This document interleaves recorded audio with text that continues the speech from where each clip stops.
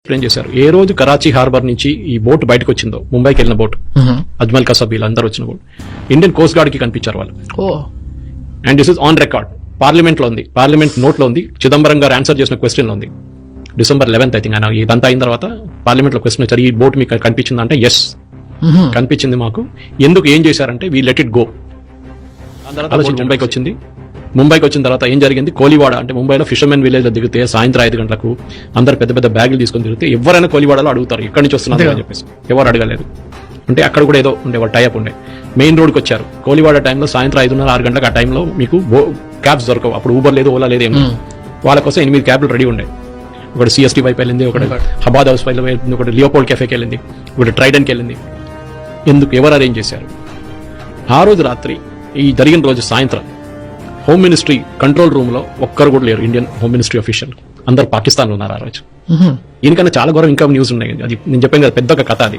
This is all recorded. ఏదో నేను మాట్లాడడం కాదు, అన్ని పార్లమెంట్ రికార్డు ఉంది, గవర్నమెంట్ రికార్డు ఉంది, డినే కూడా చేయలేదు ఇప్పుడు దాకా.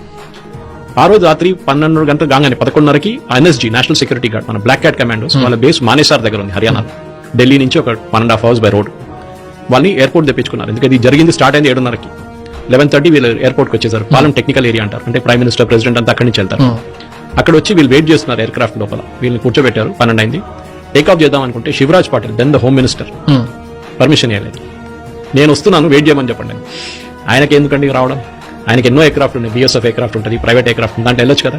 వీళ్ళు అక్కడ వెళ్ళాలి ఉండే. అక్కడ పెద్ద వార్ నడుస్తుంది, అక్కడ టెర్రరిస్ట్ అటాక్ నడుస్తుంది తాజ్ లో, ట్రైడెంట్ లో, సిఎస్టీలో.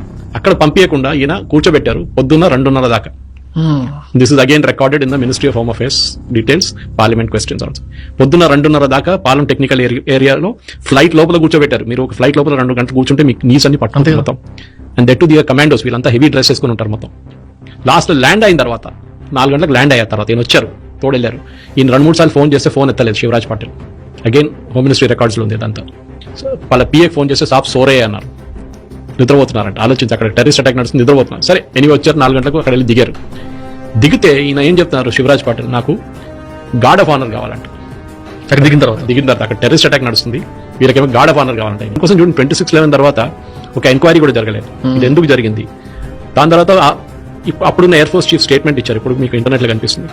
మన్మోహన్ సింగ్ వెళ్ళి చెప్పారంట, సార్ మేము రెడీగా ఉన్నాం, వాళ్ళ టెర్రరిస్ట్ అవుట్ఫిట్స్ ఎక్కడుంది మాకు తెలుసు, లష్కర్ తైబా వాళ్ళది, మనం కొడదాం అది అంటే. మన్మోహన్ సింగ్ నో అని చెప్పారు.